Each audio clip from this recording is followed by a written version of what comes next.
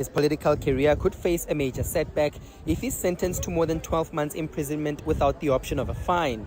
This is because Section 47 of the Constitution disqualifies anyone who receives such a sentence from serving as a member of parliament. But Malema says he's unbothered. The outcome of East London didn't bother me. Sometimes I even forget about it, only to remember it when someone asks me about it, because it has never been an issue. Should Malema be handed a sentence exceeding 12 months without the option of a fine, the law requires him to wait 5 years before he can return to parliament.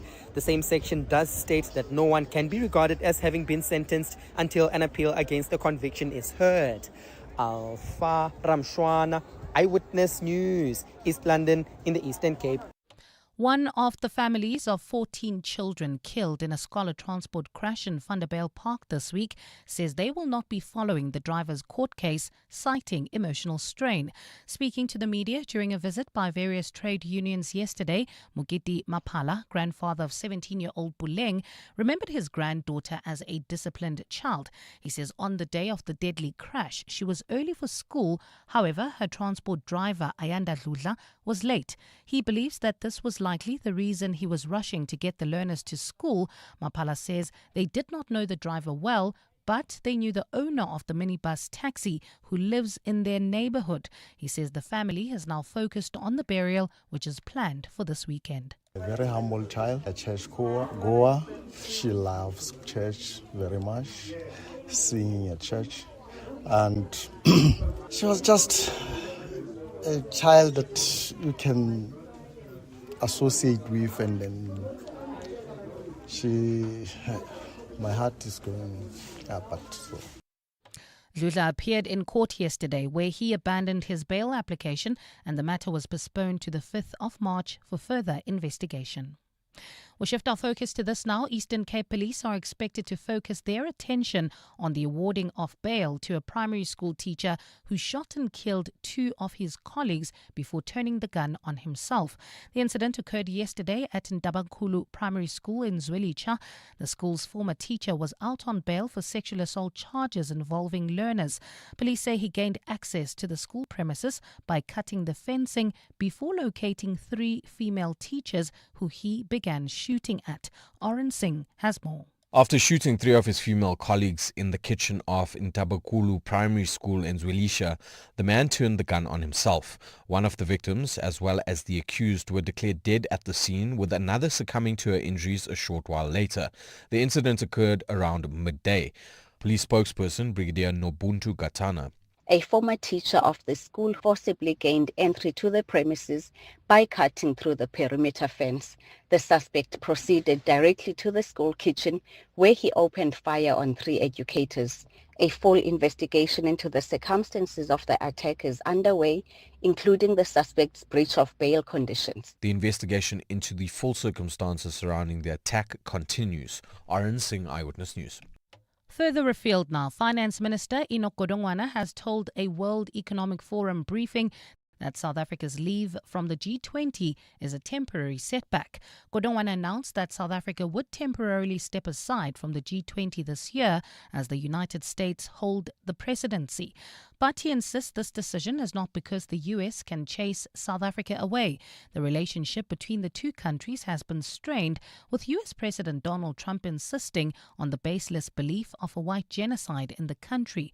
Khomotso Modise has more. South Africa has made the decision to take leave from the G20 this year as the United States holds the presidency, with Finance Minister Enoch Godongwana telling a World Economic Forum briefing that it's mainly because the US will not grant the country's delegation accreditation, but he insists this is temporary. 2027, I don't think the presidency is going to be the UK. I doubt if the UK will take a similar posture. So it's a temporary setback for 26. Godongwana says South Africa's footprint in the resolutions made will go beyond its presidency. The resolutions and decisions that are contained in the declarations extend beyond our presidency. So our influence will continue. The country is also gearing up to host the World Economic Forum's Special Africa Summit in April next year. Khomotso Modise, Eyewitness News. And US President Donald Trump has withdrawn an invite for Canada's Prime Minister Mark Carney to join his newly constituted Board of Peace.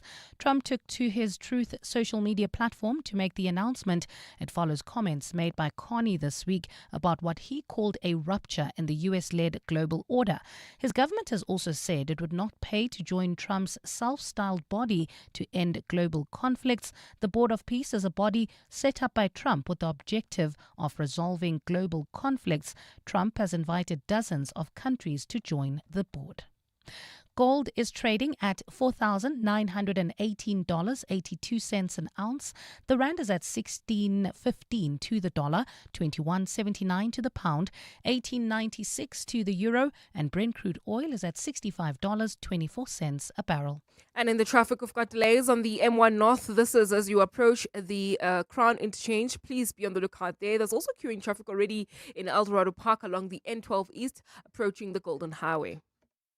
And in your sport, Paul Royals knocked the Joburg Super Kings out of the SA20 with a 36-run win. Stubbs and Rickleton have been called up to the Proteas side, replacing De Zorzi and Ferreira for the World Cup. Springboks will play the All Blacks in the USA in September. And at the Australian Open, Sabalenka's through to the fourth round. On court at the moment, Alcaraz is one set up in his match. A partly cloudy Friday in store for Gauteng today with isolated afternoon thundershowers expected. Joburg starting at a low of 14 degrees, peaking at 30. Pretoria also 14 and 30, and Vereeniging a low of 15 and a high of 31 degrees. The top story in EWN this hour. EFF leader Julius Malema is set to learn his fate after being convicted for contravening firearm laws. EWN, in touch, in tune and independent.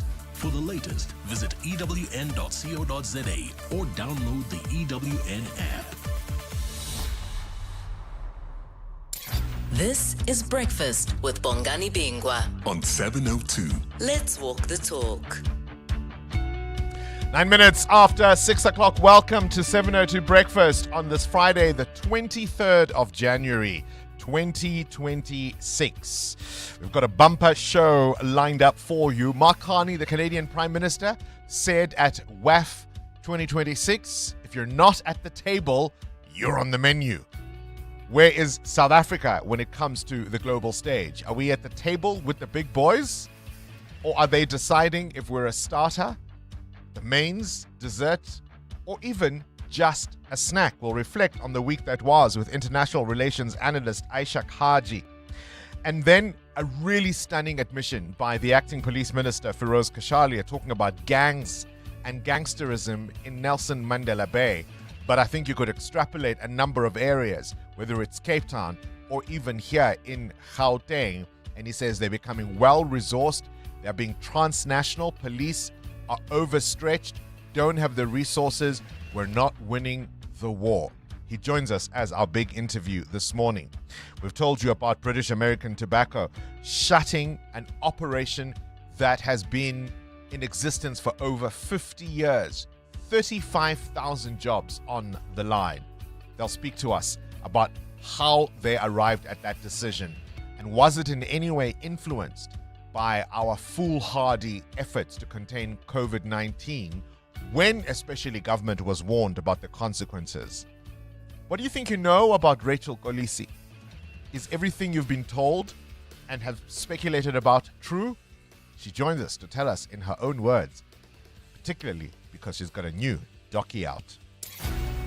This is Breakfast with Bongani Bingwa On 702. Let's walk the talk. Now, if that doesn't sound like a bumper show, I don't know what does. Of course, as always, I'm not alone in the studio. I've got my colleagues with me, the esteemed Karabo, who's responsible for all our social media content. You may see him coming in and out of the studio.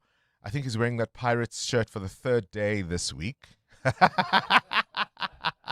I told him, I said, you know, even if you are playing for the team, there's a home and away jersey. So if you see him, if you live streaming on YouTube, if you see a guy walking around with a Pirates shirt and you walk back and you think, hang on, didn't I see him on Tuesday, on Monday? No, I kid.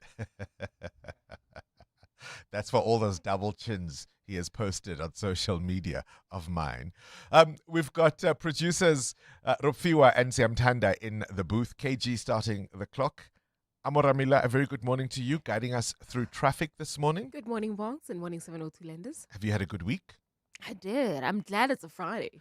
Bon. I am so glad. You know what's weird about being glad it's a Friday? Mm-hmm.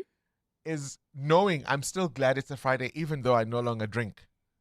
Mm. Well, at least for the next 100 days. You could. It could be longer. Listen, I see it. It could be longer. I see it. I have been having boozy lunches with friends, people coming over to the house, and I haven't yet even had a moment where I thought, ooh, I want some. I had a long boozy lunch with friends just the other day. It was about 4 or 5 hours. We met like at 2 o'clock and it ended at around 7, right? It was just really, really long. We had to catch up. We had a lot to talk about. Not a drop. Do you feel you've had better mornings? I'm still struggling to sleep. So it's more or less the same. Yeah. But I definitely, I'm feeling a little sharper. I'm feeling a little bit more energetic, right? So January, dry January, easy peasy. It's the 100 days. I think I'm on day 25 or something like that. So there's 75 more to go. So I'm nowhere near even the finish line. Muteo, have you had a good week? I've had a great week. It's been a really good one. Obviously, the week before was the settling, the new school routine, and I think we're good now. Had a couple of good nights of sleep, which is always a good thing, given the time we start. But yeah, it's been a great week. Good. But before we do anything else, of course, you know the tradition. Otherwise, we'll get a flurry of calls, right? Clear your throats. Here we go. 1, 2, 3. It's a Friday. It's a Friday. It's a Friday. Friday. Oh. You see, I think that voice note was thinking, these guys, I can see them. They're not going to say it. They're not going to say it. It's a Friday. It's a Friday.